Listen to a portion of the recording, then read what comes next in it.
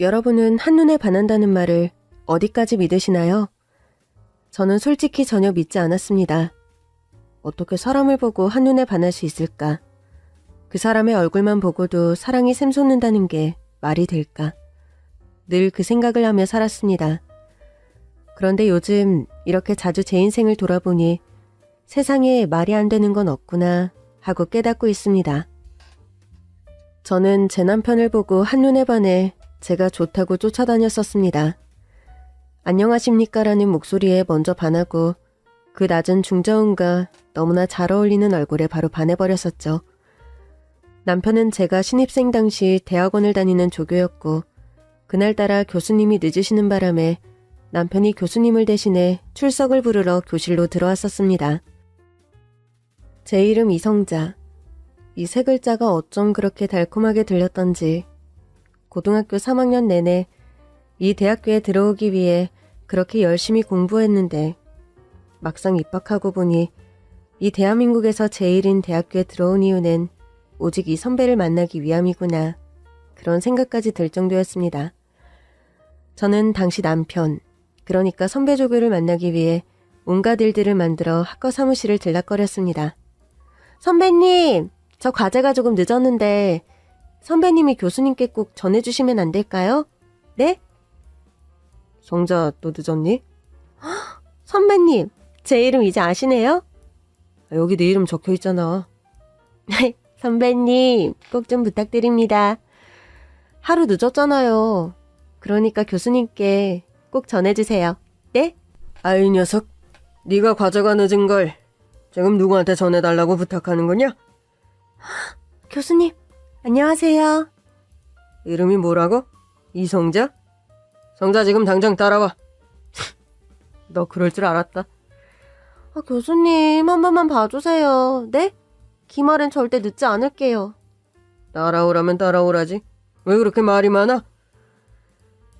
저는 그렇게 조교 오빠 얼굴 한 번 더 보려다가 과제까지 늦게 내는 그런 만행을 저질렀었고 결국엔 교수님께 걸려 마치 교무실에 끌려가는 학생처럼 교수님 개인 사무실까지 끌려가기도 했었습니다. 성자라고 했지? 너 민수 좋아한다고 학교 전체에 소문 다 났어? 네? 제가요? 민수 선배를요? 아닌데요? 아니긴. 너 하루가 멀다 하고 학과 사무실 들어가서 그렇게 민수를 못살게 군다면서? 다른 조교들이 민수 불쌍하다고 난리야. 저 정말 선배 귀찮게 한 적 없어요. 저는 그저 궁금한 거나 모르는 거 있을 때 잠깐 학과 사무실에 들렀을 뿐이라고요. 저 정말 억울해요. 민수 논문 써야 해. 중요한 논문이라고. 그러니까 선배 힘들게 하지 말고 다음부터는 어떤 과목이든 과제는 제때에 제대로 제출해. 이번 한 번만 봐주는 거다. 알았어? 네. 제가 물론 매일 학과 사무실에 찾아가긴 했지만 이 정도로 소문이 났을 줄은 몰랐습니다. 그래서 제가 지나갈 때마다 사람들이 키득거리며 웃었던 걸까요? 처음 느꼈던 그런 사랑의 감정을 어쩌지 못하고 모두가 다 알게 그렇게 제 마음을 흘리고 다녔나 봅니다. 그래서 그날 이후로 웬만한 일 아니면 학과 사무실에 가는 걸 조심했고 이런 변한 모습에 오히려 친구들이 물어볼 정도였습니다. 너 왜 요즘 민수 선배 보러 학과 사무실 안 가? 내가 언제 선배 보러 간 거니? 난 그냥 순수하게 궁금한 게 있어서 갔던 거라고. 원래 신입생은 모르는 게 많잖아. 얼씨구, 지가 잘도 그랬겠다. 눈에 완전 사랑이 가득해서는 간드러진 목소리로 선배님, 저 궁금한 게 있는데요. 이랬잖아. 화장도 진하게 하고 오고 매일 치마만 입고 오던 애가 요즘은 화장도 안 하고 치마도 안 입고 바지만 입고 오잖아. 너 선배님이랑 무슨 일 있었어? 이름 무슨? 선배님은 내 이름도 몰랐는데 어떻게 무슨 일이 있을 수 있니? 그냥 내가 학과 사무실에 있는 사람들을 너무 귀찮게 한 건 아닌가 싶어서. 꼭 학과 사무실이 아니라 그냥 옆에 지나가는 선배들 붙잡고 물어봐도 다 알 수 있는 것들이었는데 내가 좀 심했나 싶어서 그런 거야. 그러면 선배 좋아한 거는? 좋아한 거는 아니라니까. 선배님, 성자가 선배 좋아하는 거 아니라는데요? 선배님! 그러게. 나 조금 섭섭하려고 하네. 성자가 나를 이렇게 안 좋아할 줄은 생각도 못했는데 말이야. 그게 아니라. 이제 점심시간이지? 다들 점심 맛있게 먹어.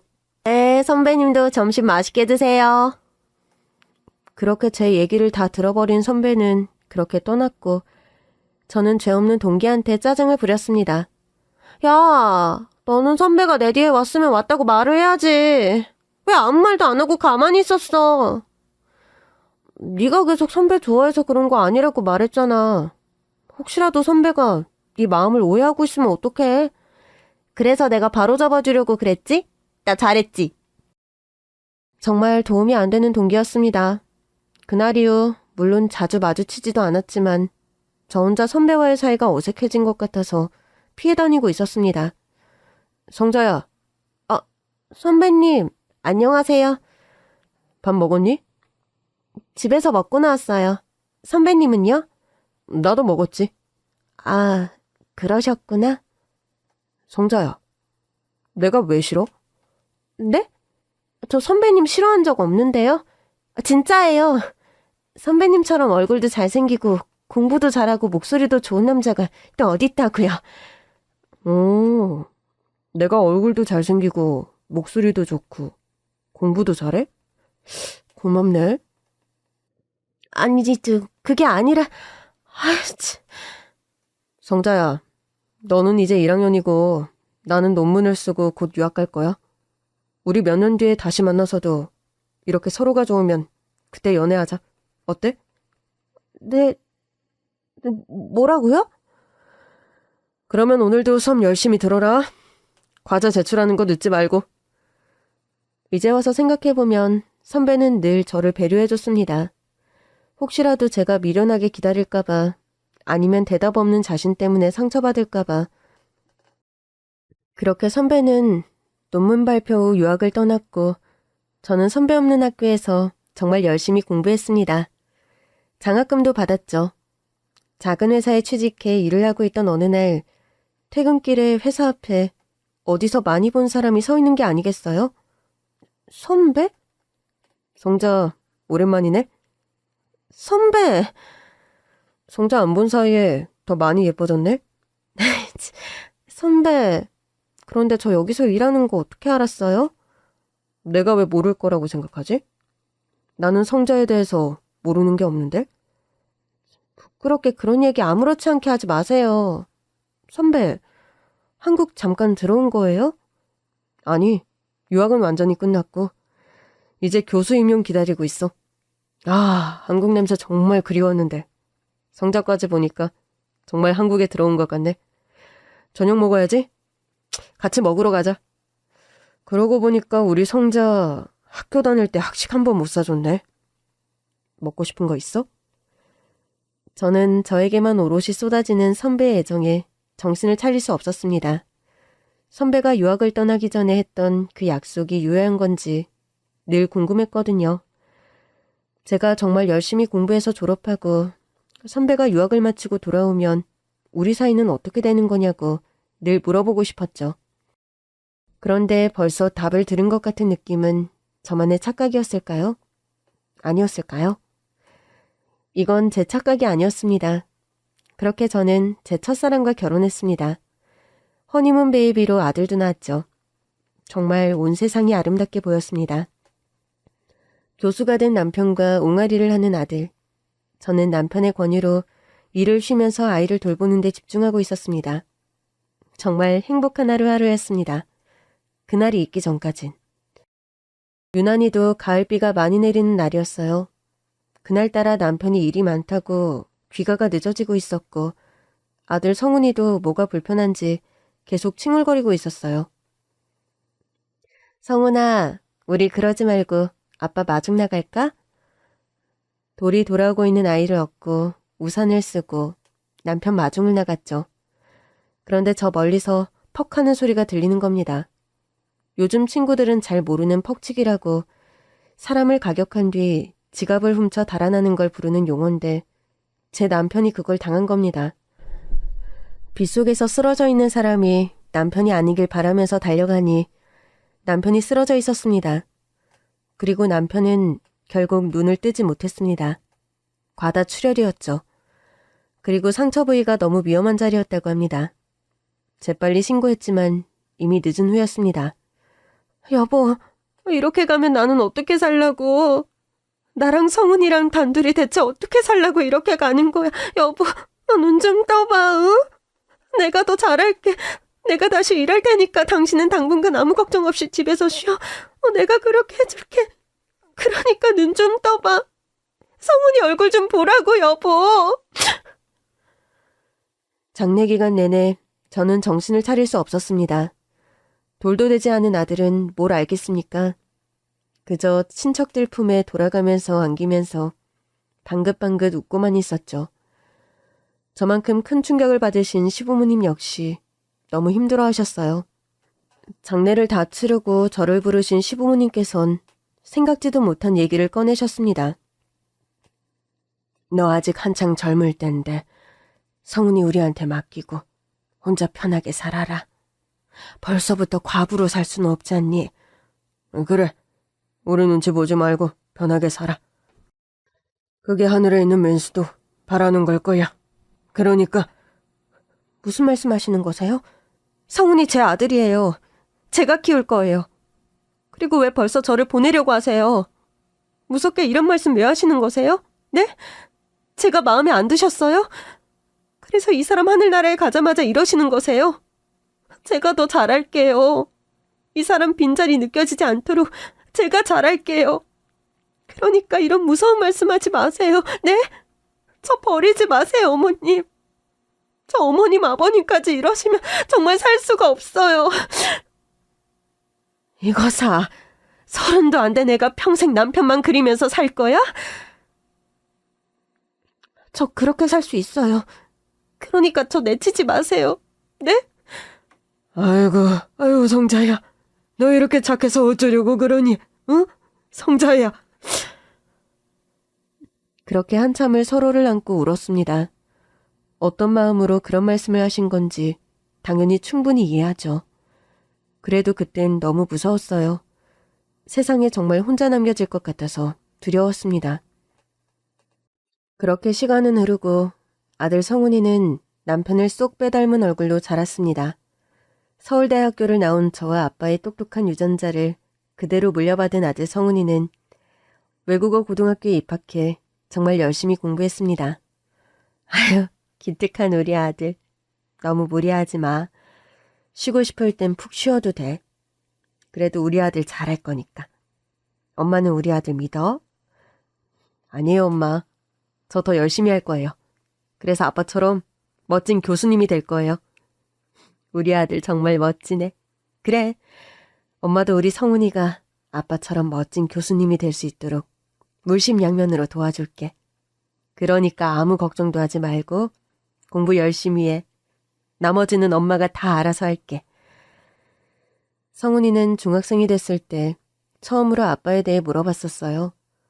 그전까지만 해도 아빠는 그저 하늘나라에 있는 사람이라고만 생각했었는데 사춘기가 오면서 궁금했던 거죠. 저는 그때 아들에게 저와 남편이 어떻게 처음 만났고 아빠는 어떤 사람이었다는 걸 자세하게 말해줬습니다. 아빠는 대학교에서 대학생들을 가르치는 선생님이었어. 대학교에서 학생들을 가르치는 사람들을 보고 우리는 교수님이라고 불러. 우와, 아빠 정말 멋진 사람. 맞아. 교수님이 되기 위해서 아빠는 정말 많은 공부를 오랜 시간 동안 하셨어. 공부뿐만 아니라 연구도 많이 하셨지. 학생들을 위해 열정적으로 같이 공부하고 또 가르치고 학생들이 조금 더 쉽게 이해하기 위해 연구도 많이 했지. 아빠 수업은 학생들 사이에서 정말 인기가 많았어. 너도 나도 들으려고 했지. 그러면 엄마도 아빠 수업하는 거 들은 적 있어요? 딱 한 번. 우리 성훈이가 엄마 뱃속에 있을 때. 유달리 입덧이 심했던 날이었어요. 뭘 먹어도 속이 편하지 않았었죠. 그런 저를 혼자 두고 출근하기 미안했던 남편이 혹시 학식 먹고 싶지 않냐면서 저를 데리고 학교에 출근했었죠. 오랜만에 교수님들도 뵙고 남편이 하는 수업도 청강했었죠. 그날은 정말 지금도 가슴을 따뜻하게 만들어주는 예쁜 추억 중 하나입니다. 그렇게 아들 역시 저와 남편이 입학하고 졸업한 대학교에 입학하고 중간에 유학도 다녀오고 아들이 쓴 논문이 유명 잡지에 실리기도 하고 졸업 후 남편처럼 조교로 일하며 대학교도 다니고 그렇게 열심히 공부하고 노력한 끝에 아들은 부교수가 되었습니다.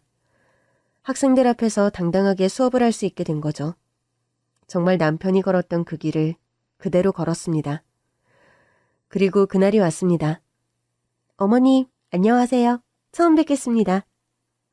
어서 와요. 오는데 힘들지 않았어요? 괜찮습니다. 아주 싹싹한 며느리를 드렸습니다. 아들이 결혼하는 날은 정말 덥지도 않고 춥지도 않은 적당한 날씨에 바람도 선선하게 부는 좋은 날이었어요.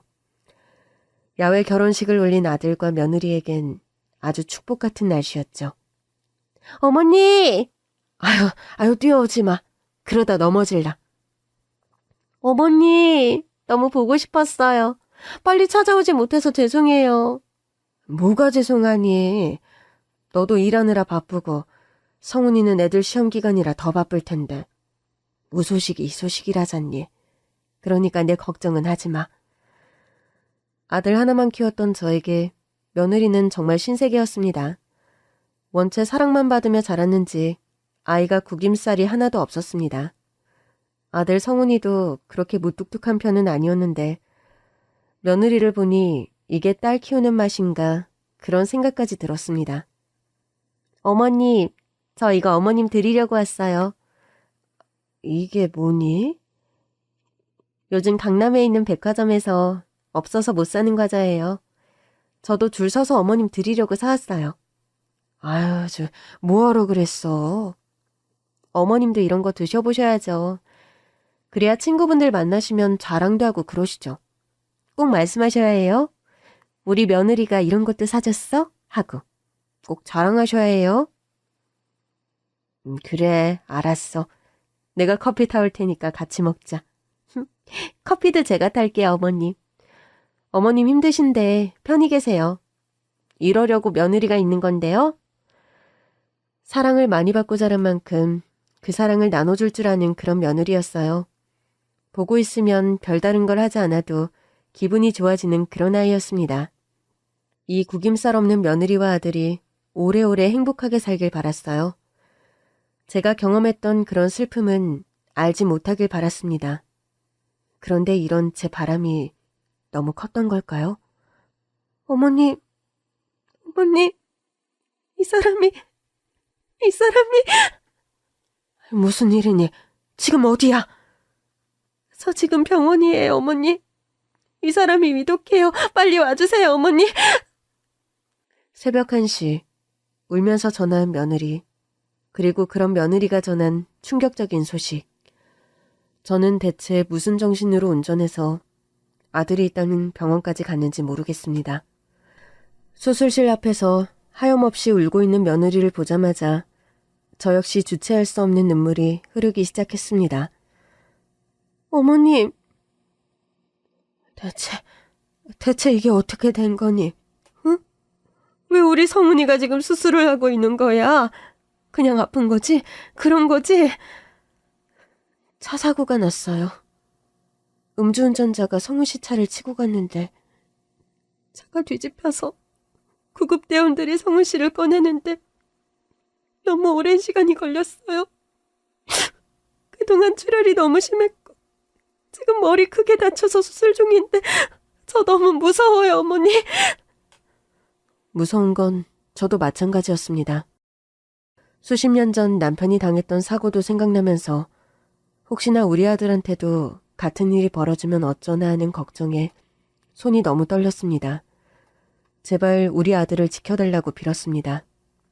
더 열심히 착하게 살 테니 아들만은 데려가지 말아달라고 계속 빌었습니다.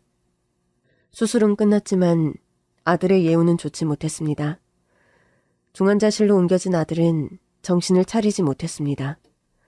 며느리와 저는 집에도 돌아가지 못하고 중환자실 앞을 지켰습니다. 그리고 일주일이 채 지나기도 전에 아들은 세상을 떠났습니다. 성훈 씨, 가지마. 나 혼자 두고 가지마.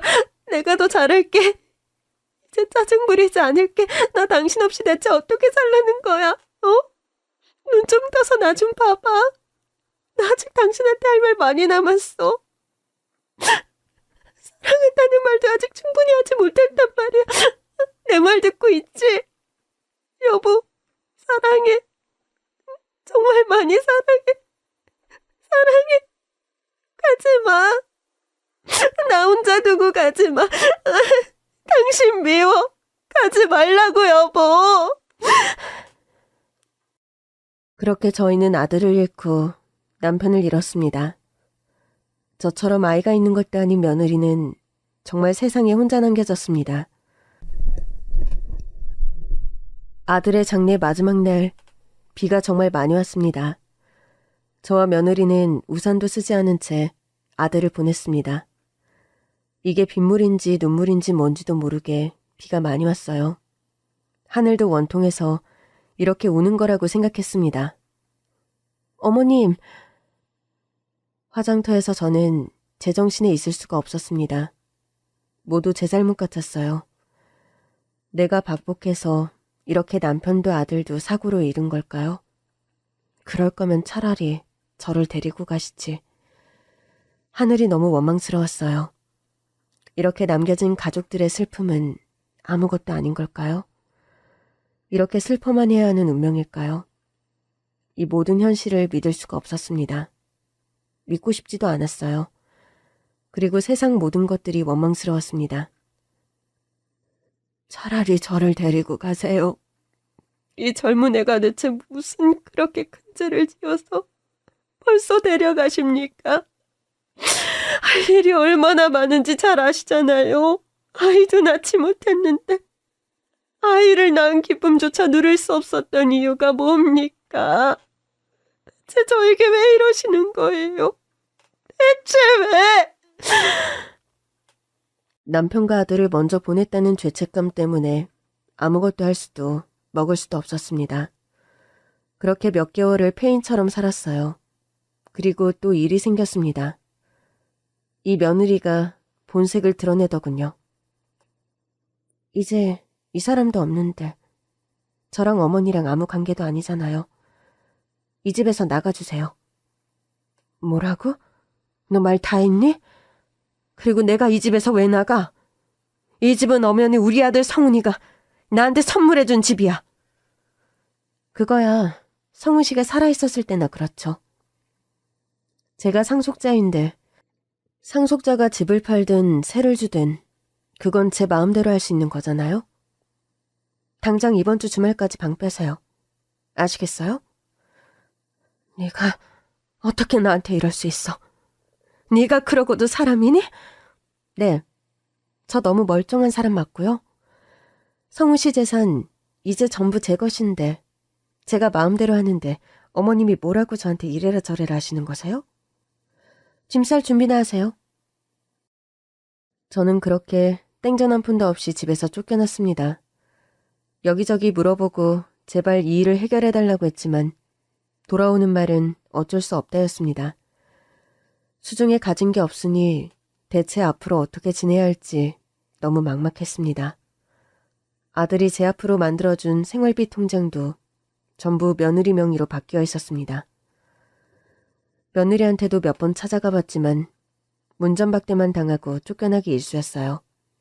어쩜 사람이 이렇게 몇 개월 만에 변할 수 있는지, 사람의 탈을 쓰고 어쩜 저런 짓을 할 수 있는지 저는 이해할 수 없었습니다. 하지만 먹고 살아야 했기에 며느리와는 다음에 다시 얘기해보기로 하고 일부터 구하려고 했습니다. 하지만 이것도 쉽지 않았습니다. 제 출신 학교를 이용해 일을 구해보려고 했지만 졸업한 지 너무 오래됐고 일을 그만둔 지도 너무 오래됐기에 저를 채용하려는 곳이 없었습니다. 몇십만 원밖에 없었던 돈은 이제 바닥을 드러냈고 정말 뭐라도 하지 않으면 길에서 죽기 일보 직전이었습니다. 그래서 제가 선택한 일은 폐지 줍기였습니다. 그냥 하염없이 길을 걸으며 버려진 상자나 병을 줍고 그러고 다녔어요. 과거에 제 남편이 교수였고 아들이 교수였던 건 중요하지 않았습니다. 당장 먹고 사는 게 급급했어요. 그리고 하염없이 바보 같았던 제가 너무 싫었습니다. 그저 아들이 해주는 대로 가만히 받기만 했던 과거가 너무나 싫었습니다. 조금만 더 야무지게 돈이든 뭐든 관리했다면 이렇게 쉽게 며느리에게 다 빼앗기진 않았을 텐데 내가 사회생활을 더 열심히 했으면 누구든 이런 처지의 나를 도와주지 않았을까. 다들 짝이라도 한 것처럼 나에게 내밀었던 손을 모두 걷어들인 사람들. 처음엔 배신감에 치를 떨었지만 그마저도 사치라는 걸 깨닫고 열심히 일했습니다. 어이 씨, 밥이나 먹으러 가자고. 잠깐만, 이것만 정리하고 갈게요. 아이 그거 누가 안 가져가. 빨리 와서 밥 먹어. 안 가져가긴. 이거 지금 내 술에 안 넣어두면 바로 뺏기는데. 얼른 갈 테니까 먼저들 먹고 있어. 그날따라 정말 많은 폐지를 주었습니다. 이게 무슨 횡재냐 하는 마음으로 밥 먹는 것도 있고 폐지를 정리하고 있었죠. 아휴, 오늘 이거 다 팔면 그래도 이번 달 가스요금은 낼 수 있겠네. 처음엔 정말 잘 곳도 없어서 길에서 잤다가 불 꺼진 건물에서 잤다가 난리도 아니었습니다. 그러다 이것도 몇 년이 지나니 요령이 생기더라고요. 그래서 자그마한 방 한 칸을 얻어서 지내게 됐습니다. 그렇게 하루 벌어 하루를 살고 있는데 운 좋게 정말 많은 양의 폐지를 발견했고 그걸 다른 사람이 훔쳐가지 못하게 단단히 정리하고 이제 밥을 먹으러 가려던 참이었습니다. 퍽 소리와 함께 제 몸이 붕 뜨는 게 느껴졌습니다. 아, 이렇게 나도 가는구나. 그 생각부터 들더라고요. 차와 부딪힌 고통보다 이런 삶이 이제야 끝나는구나 하는 안도감부터 들었습니다. 그렇게 저는 정신을 잃었습니다. 얼마나 눈을 감고 있었던 걸까요? 아유 아파. 여기가 어디야? 생각보다 너무나 넓고 환한 병실에 깜짝 놀라는 것도 잠시. 이렇게 비싼 병실에서 지내면 안 되는데. 나 돈 없는데. 머리 아파. 대체 뭐가 어떻게 된 거야? 대체 어떻게 된 건지, 혹시 나도 죽어서 하늘나라에 와 있는 건지 분간이 되지 않았습니다. 이렇게 연고도 없고 아무것도 없는 저 같은 사람을 그 사고낸 사람이 이렇게 좋은 병실에 저를 거뒀을 리가 없잖아요. 뺑소니 사고만 아닌 것도 다행이라고 생각하고 있는데 병실 문이 열렸습니다. 엄마 괜찮아? 엄마? 저는 정말 제가 이 세상을 떠났다고 생각했습니다. 그게 아니면 저를 이렇게 엄마라고 부를 사람이 없잖아요. 엄마, 아픈 곳은 없어요? 여기 어딘가요? 병원이 아닌가요? 여기 병원 맞아요, 엄마. 나 아니었으면 엄마 죽을 뻔했다고. 자꾸 저를 엄마라고 부르는 의사의 명찰을 보자마자 뭔가 세게 제 머리를 치고 나갔습니다. 너, 내가 아는 철진이가 맞니? 맞아요, 엄마. 나 그 하늘보육원 철진이 맞다고요. 엄마, 대체 왜 이런 꼴을 하고 있는 거예요? 엄마 진짜 아들은 어디 있길래 엄마가 이렇게 지내는 걸 그냥 보고만 있어요? 네? 세상에 맙소사, 너 정말 철진이구나. 세상에, 이렇게 잘 컸어. 맙소사, 아이고. 어디 아파? 어디가 어떻게 아픈데? 엄마 정말 큰일 날 뻔했다고요. 나 괜찮은 것 같은데 여기 오른쪽 다리가 너무 아파. 잠깐만 기다려요. 진통제 더 넣어줄게요. 오늘이 며칠이니? 아직 하루 안 지났어요. 엄마 생각보다 일찍 깨어나셨네. 진짜 다행이다. 일단 무슨 일이 있었는지는 나중에 듣고 치료에 전념해, 엄마. 병원비 걱정은 하지 말고, 그리고 엄마 사고 낸 그 화물차 기사도 도망가려는 거 우리가 잡아놨으니까 너무 걱정하지 말아요. 이 질긴 목숨은 또 한 번 이렇게 살아났습니다. 그리고 저를 엄마라고 부르는 성훈이가 아닌 이 아들은 제가 한때 보육원 봉사를 다니면서 알게 된 아이였습니다. 남편이 그렇게 떠나고 아들 성훈이가 있었지만 남편만이 채워줄 수 있는 그런 것들은 제가 어떻게 할 수 없었습니다. 너무 헛헛했어요. 성훈이만 바라보고 사는 것도 한계가 있었죠. 성훈이가 유치원을 다니고 또 초등학교, 중학교, 고등학교, 대학교를 다니며 성훈이는 집에 있는 시간보다 밖에서 지내는 시간이 더 많아졌고 저는 그때마다 혼자서 뭘 할 수 없어서 그저 집에 앉아서 멍 때리고 있었습니다. 이렇게 지내서는 안 되겠다는 생각이 어느 날 문득 들더군요. 그래서 여기저기 모임을 막 다니기 시작했어요. 남아도는 이 시간을 이렇게 허무하게 버릴 수는 없다는 생각이 들더라고요. 거기다 제가 이렇게 다른 활동을 해야 성훈이한테 집착하지 않고 버틸 수 있을 것 같다는 생각도 들었습니다. 그중 하나가 바로 보육원 봉사활동이었어요.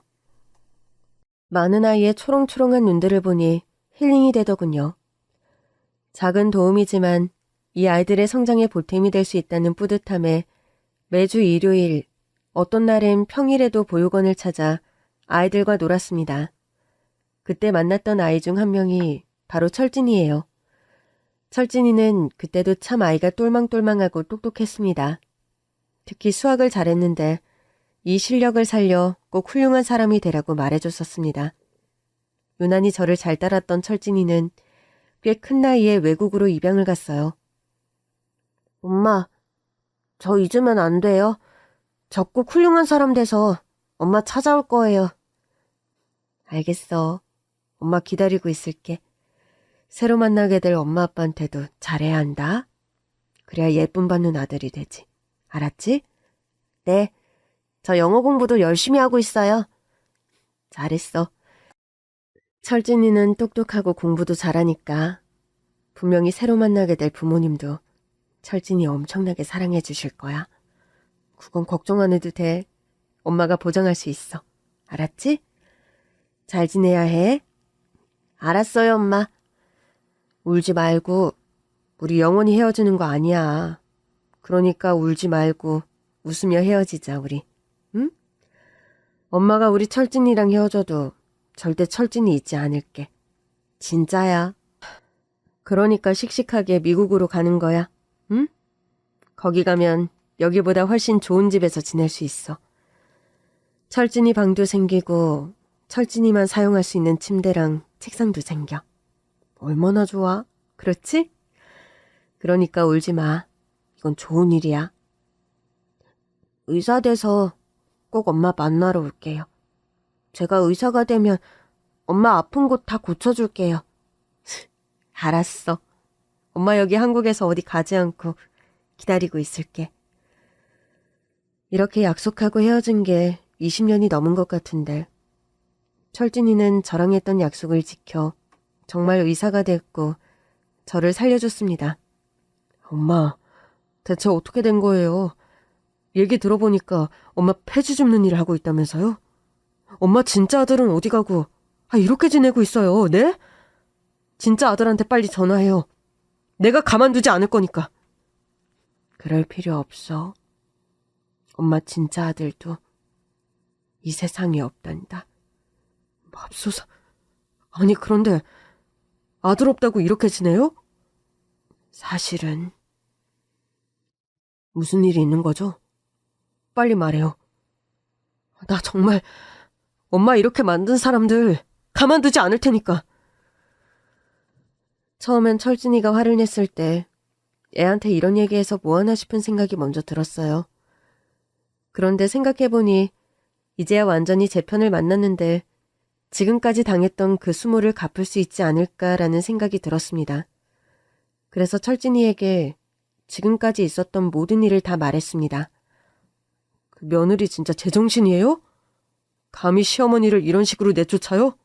간이 배 밖으로 나왔네. 어떻게 뒷감당을 하려고 겁도 없이 그런 짓을 해요.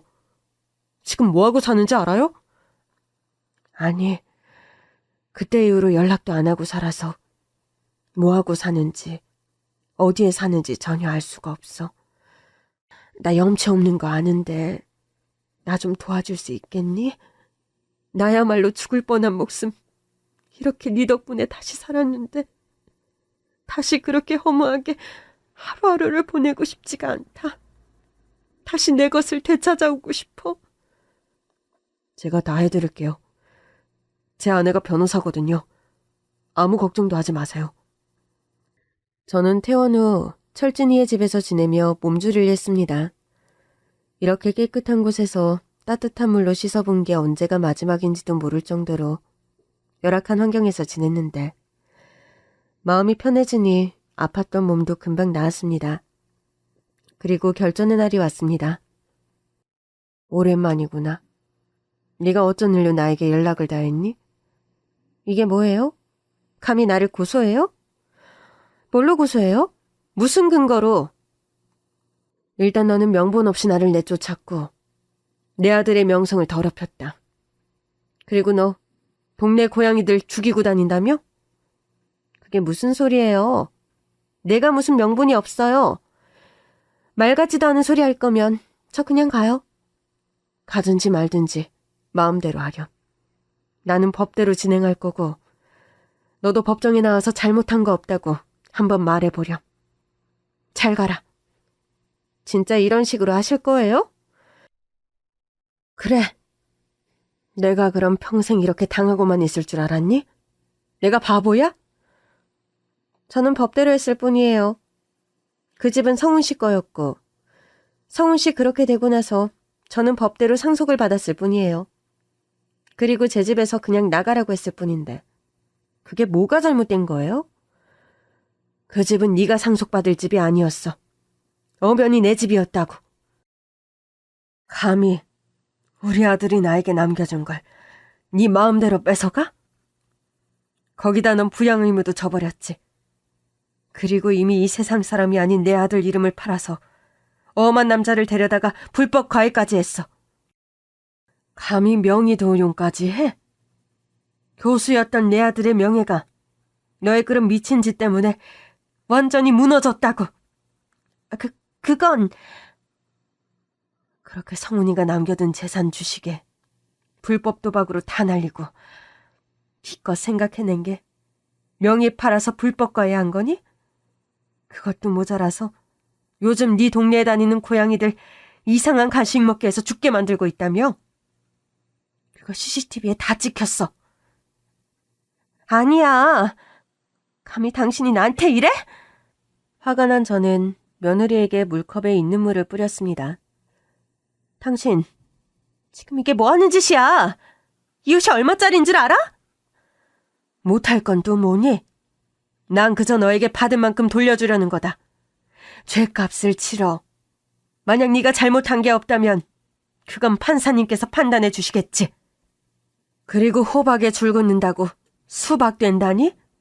너의 그 천박함은 그 어떤 비싼 옷으로도 가려질 수 없어. 재수 없는 게 당신이 아직도 교수 부인, 교수 엄마일 줄 알아? 난 이제 아무것도 아니다. 그건 내 남편과 아들이 내 곁을 떠난 이후부터 이미 아무것도 아니었어. 오히려 교수 부인 타이틀에 집착한 건 너였지. 네가 가진 게 아무것도 없고 잘났다고 내세울 게 없어도 우리 아들이 좋아하니까 그냥 결혼하게 둔 거야. 네가 이렇게 양심도 없고 못돼 처먹은 애인 줄 알았으면 절대 결혼하게 두지 않았을 거야. 웃기지 마요. 다들 서울대 나왔다고 전문대 나온 나를 은근히 무시한 거 내가 모를 줄 알았어요? 우린 너를 무시한 적이 없어. 내가 언제 너 어느 대학 나왔냐고 물어본 적 있니? 그저 성훈이가 얘기해서 그렇구나 했을 뿐이야. 네가 자격지심으로 그렇게 생각한 거잖니. 그리고 네가 전문대 나온 거랑 네가 이렇게 죄를 짓고 다닌 거랑 무슨 상관이니? 말 조심해라.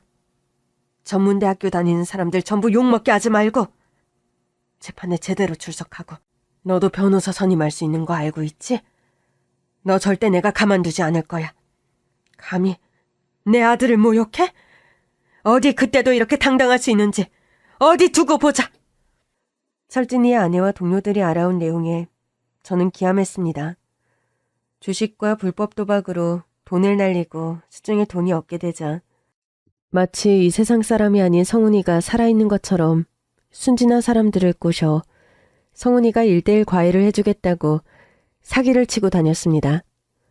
저를 이렇게 만든 건 괘씸하지만 그래, 마음 넓은 내가 한번 봐줬다 하고 넘기면 되는데 감히 우리 아들의 명예를 실추시키는 일은 참을 수 없죠. 게다가 본인이 사는 동네에 고양이가 많이 돌아다니는 게 싫다고 간식을 주는 것처럼 해서 고양이들을 죽게 만들었다는 사실에 너무 소름이 끼쳤습니다. 어쩜 사람이 그렇게 잔인할 수가 있을까요? 동물학대, 명의도용, 거기에 불법 도박까지. 빠져나갈 수 있는 구멍은 없었습니다. 동물학대 같은 경우 증인이 너무 많았고 아들의 명예를 도용해 사람들을 속여 과외를 한 일은 당한 사람이 너무 많았습니다. 그 사람들이 선처해줄 리가 없죠. 성훈이가 교수로 재직했던 학교 이름을 팔아 한 사람당 500만 원이 넘는 과외비를 받았기 때문입니다. 제대로 사기를 쳤죠. 제정신이 아니에요. 제정신 박힌 사람이라면 자신의 몸과 머리를 이용해 돈 벌 생각을 하지 이렇게 사기부터 칠 생각은 아마 하지 않을 겁니다. 혼 좀 나봐야 해요. 법정에서도 끝까지 본인 잘못은 없다고 했던 며느리는 판사님에게 아주 혼쭐이 났습니다. 아무리 이 세상 사람이 아닌 사람은 말이 없다고 해도 본인 남편이었던 사람의 명예를 이렇게 실추시켜야 되겠습니까? 다른 사람도 아니고 남편을 이렇게 만들었는데 미안한 마음이 조금도 들지 않습니까? 서로 사랑해서 결혼했던 사이인들 무슨 원수지간도 아니고 아무리 원수라고 해도 이렇게 불법적인 일은 하지 않습니다. 제대로 된 생각을 하고 사는 사람은 그렇습니다. 이렇게 땅으로 떨어진 남편의 위상을 대체 어떻게 보상하고 책임질 겁니까? 그리고 피고는 생명을 너무 우습게 봅니다. 그 고양이들이 피고에게 대체 어떤 피해를 줬습니까? 아무리 고양이가 싫고 불편해도 그렇지. 그렇게 악독한 방법으로 고양이를 대하다니. 그 죄값은 제대로 치러야 할 겁니다. 엄마, 어떻게 됐어요? 실형 선고 받았어. 그런데 그 와중에 항소를 했더라고. 나보다 사기당한 사람들이 더 난리라 쉽지 않을 것 같아. 아직도 정신 못 차렸네. 그렇게 쉽게 정신 차릴 거였으면 애초에 그런 짓 자체를 하지 않았겠지. 어머님, 이제 주무세요. 벌써 밤 11시가 넘었어요. 그래, 너희들 덕분에 이제 2다리 뻗고 잘 수 있겠다. 고맙다 얘들아. 정말 고마워. 아니에요 엄마. 어서 주무세요. 그렇게 몸도 마음도 안정을 찾았습니다. 저는 다시 나가서 돈을 벌고 싶었는데 철진이가 그건 절대 안 된다고 말렸습니다. 엄마, 또 폐지 주우시려고요? 아니, 꼭 그 일이 아니더라도 이렇게 팔다리 멀쩡한데 어떻게 그냥 집에만 가만히 있니? 너희들이 나를 이렇게 지극정성으로 모셔주는데 뭐라도 해야지.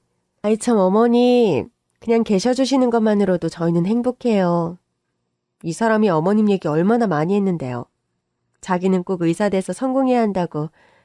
그래야 떳떳하게 한국에 있는 엄마 만나러 갈 수 있다고 계속 얘기했어요. 저는 너무 궁금했어요. 대체 철진 씨의 한국 엄마는 어떤 분이시길래 이렇게 이 사람이 잘 보여야 한다, 공부 열심히 해야 한다, 그렇게 말했던 걸까?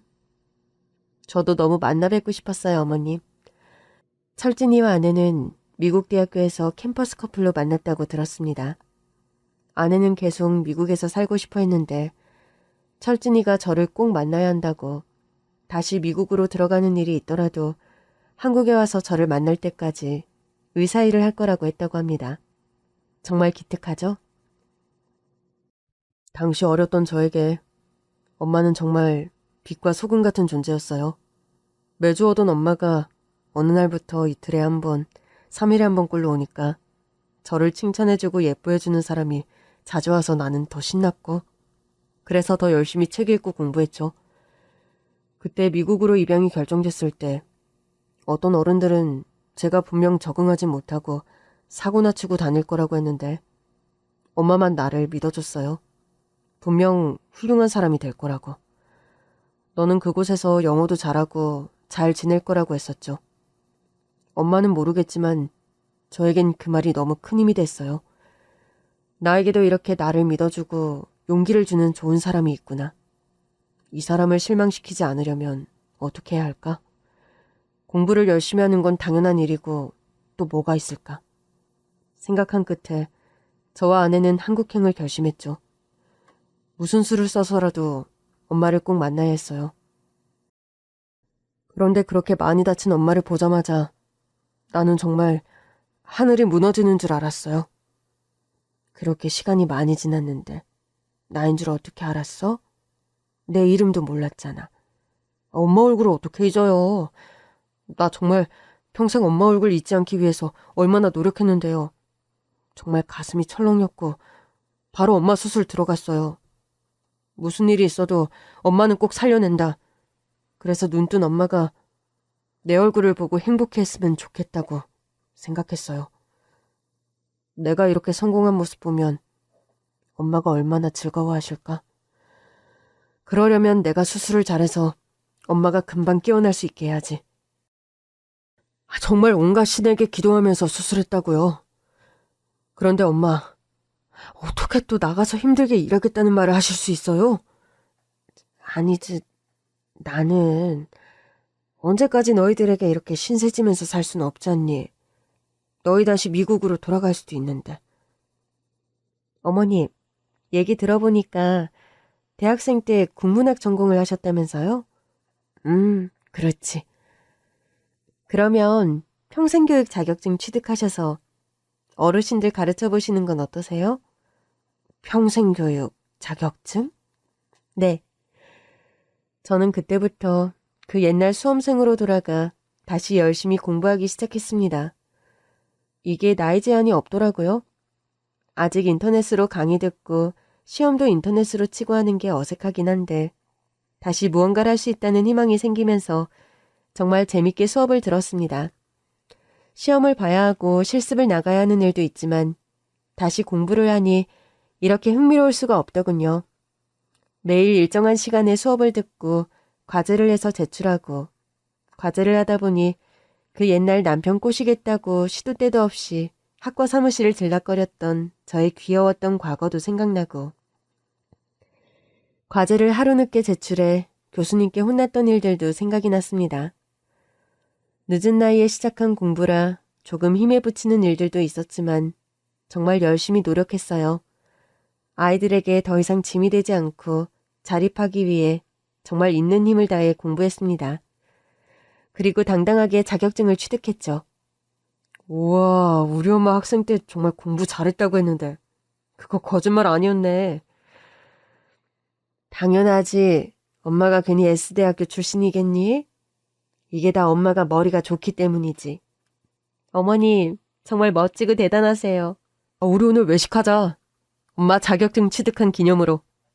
얘는 무슨? 부끄럽게 외식을 하자고 그러니. 나 괜찮으니까 그냥 집에서 밥 먹어도 돼. 오늘같이 기쁜 날을 어떻게 그냥 보내요. 그러지 말고 우리 고기 먹으러 가요. 엄마 고기 좋아하시잖아요. 맞아요, 어머니. 그냥 오늘 외식해요. 저도 어머님 다시 이렇게 일할 수 있게 돼서 정말로 기뻐요. 그렇게 저는 평생교육사로 어르신들 글쓰기 강좌를 열어 가르치고 있답니다. 저도 어르신이지만 저보다 더 어르신들이 얼마나 열정적으로 글을 쓰는지 읽을 때마다 가슴이 벅차올라요. 어떻게 이런 감성의 글을 쓰실 수 있으신 건지 아마 세월의 풍파를 견디며 살아온 내공이 글에 그대로 보이는 거겠죠? 철진이와 철진이의 아내는 5년 후 다시 미국으로 들어갔습니다. 미국에 계신 아버지가 건강이 악화하셨다는 연락을 받고 급하게 들어갔습니다. 다행히 아들과 며느리의 얼굴을 보고 돌아가셨어요. 울면서 전화했던 철진이를 한참을 달래줬습니다. 영원한 이별을 처음 겪는 아들에게 제가 해줄 수 있는 게 오직 위로뿐이어서 많이 안타까웠습니다. 남편과 아들을 잃고 어둠송을 헤매고 있을 때 저를 찾아낸 철진이. 어떻게 생각하면 저는 이기적인 마음으로 보육원 봉사를 시작한 거나 마찬가지입니다. 그곳에서 지내고 있는 아이들을 돌본다는 생각보다 외롭고 허무한 제 마음을 달래는 게 더 먼저였거든요. 그런데도 철진이는 저를 믿었고 또 저를 사랑했습니다. 이런 아이에게 저 역시 받은 사랑을 돌려줘야겠죠. 어쩌면 그때 저는 지나가는 말로 철진이를 위로해줬을지 몰라요. 어차피 못 보게 될 아이인데 누구나 좋은 말 해줄 수 있잖아요. 하지만 철진이는 저에게 진심을 전해줬고 그 진심이 아이를 이렇게 성장하게 했습니다. 엄마, 기쁜 소식이 있어요. 무슨 소식? 엄마 정말 기대되는데? 엄마, 이제 할머니 돼요. 뭐라고? 저 임신했어요, 어머님. 맙소사.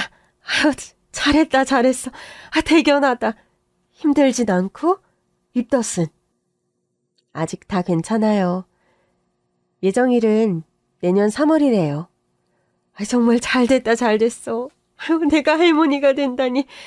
다 너희 덕분이다, 정말. 저는 그리고 할머니가 됩니다. 제 인생에 아들은 있어도 손주는 없을 줄 알았는데 마음으로 낳은 아들이 이렇게 저에게 효도를 하네요. 저는 평생을 인생이 박복하다고 생각하며 살았습니다. 제 삶이 얼마나 퍽퍽하면 같은 사고로 남편과 아들을 잃게 된 걸까 늘 후회하며 살았어요. 모든 일들이 꼭 저 때문에 일어난 일인 것 같았습니다.